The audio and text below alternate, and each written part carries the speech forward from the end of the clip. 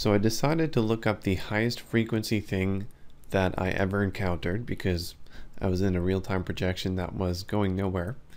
And I just started moving towards this thing after I made the appropriate suggestion, and I was moving like 300 kilometers per hour, and I was hovering over a tree line.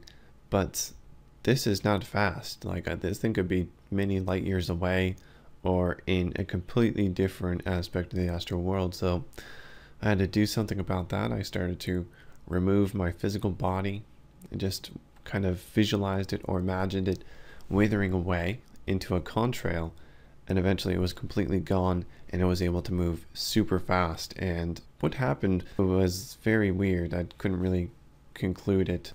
I started to move very fast, and then I came into this open area in the forest, and I stopped for about 2 seconds above the open area, and then I shot into Earth. Just went right into Earth. I think I went about 1/4 through Earth's diameter. I don't really know. Or I just went into Earth and then phased into a different place, or clicked into a different place. And what happened was I found myself in a very calm, open area, but in the middle of this area, but this area is huge, by the way. It felt like I was inside of like a moon, a hollow moon. And in the middle of this was an extremely large energy field.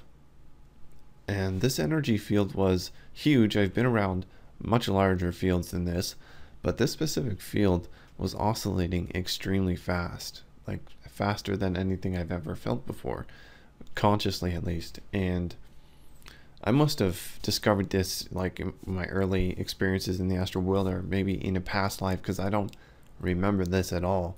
And basically I was trying to observe it from a distance.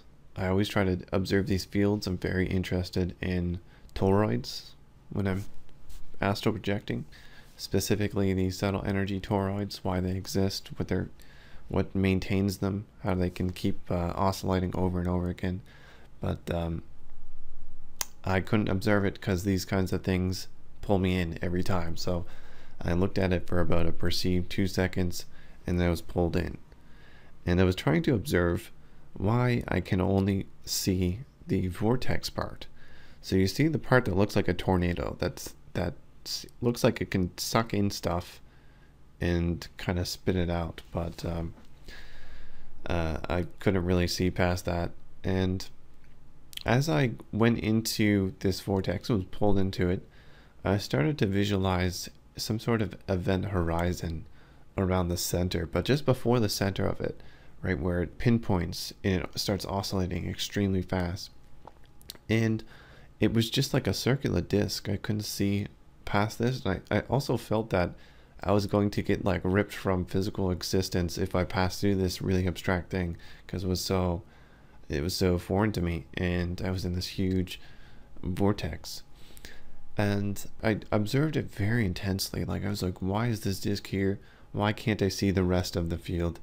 And I eventually was pulled into the disc, and then I woke up, probably out of fear. But I concluded this to be something to do with the fact that I can only interpret a specific range of frequencies of how fast energy oscillates in these toroids. As soon as it oscillates at a certain point, I can't actually keep track of it because I'm not on par with that frequency. That type of speed is going to overwhelm my sensory input for my astral body given its current state. So I was unable to see past that frequency, creating this event horizon, or this circular disc that I visualized in this vortex. And that's why I think we visualize a lot of times this vortex instead of an entire energy field or a toroidal thing that makes a lot more sense than some sort of vortex. Because if you were just to have a vortex and not the rest of the field, it would just disperse in every which way. There's nothing maintaining it. Toroids are self-contained units. They just cycle over and over again, and it makes more sense for things to be fully toroidal than just to be that one vortex. But like I said, I think that we perceive just the vortex alone because we can't observe the entire thing, considering one part of it is too high frequency, whereas the outer shell part is just too low frequency to be anything significant to observe. Your attention is drawn to the part that draws you in and also is somewhat high frequency, something that you can interpret that's on par with you. I think it's just the most interesting part of a toroid, and that's why we see vortexes and we describe things like our subtle energy body as having vortexes instead of seeing the whole toroid or describing our energy systems as toroidal.